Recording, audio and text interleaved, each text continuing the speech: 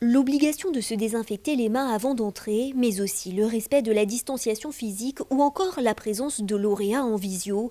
Cette deuxième édition des trophées de l'Oenotourisme ne ressemble en rien à la précédente, Covid-19 oblige, et c'est avec plus de 3 mois de retard et un changement de lieu qu'elle se déroule enfin.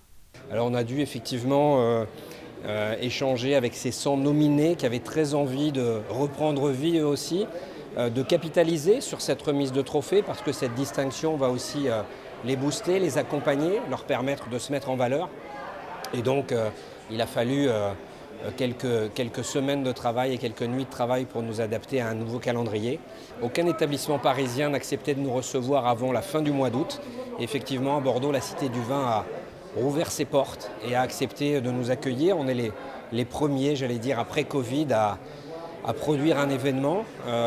On le fait évidemment dans le respect de toutes les règles sanitaires. Pour ces professionnels de l'œnotourisme, cette année 2020 n'a décidément rien à voir avec les précédentes. La saison touristique a démarré plus tard en raison de l'épidémie de Covid-19, avec la contrainte supplémentaire de devoir se réinventer en raison de la situation sanitaire.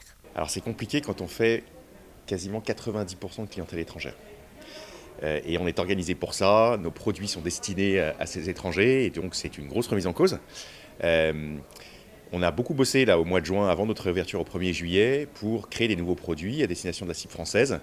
Des tours en vélo, des visites à pied, alors qu'habituellement on propose des visites en minibus, tout inclus à nos visiteurs étrangers. Là on a développé des visites avec beaucoup plus d'autonomie pour la clientèle française et à des prix plus accessibles. Là on a réouvert pour bosser, pour sauver la saison. On est très contraint par les barrières sanitaires, c'est que nous on a une grosse activité de tours en minibus. La capacité d'un minibus, c'est 8 passagers habituellement. Là, on est contraint avec 5 personnes uniquement pour respecter un siège vide entre chaque passager. Donc déjà, le taux de remplissage en prend un coup. Et en plus, là, on est sur des fréquentations du mois de février, du mois de mars. Donc petit à petit, ça augmente, mais on n'est pas sur des mois de juillet habituels. Donc on sait que ça va être une année très difficile. On fait ce qu'on peut. À cela s'ajoute une autre préoccupation, celle de devoir survivre à l'hiver en ayant réalisé un chiffre d'affaires relativement bas sur cette saison estivale.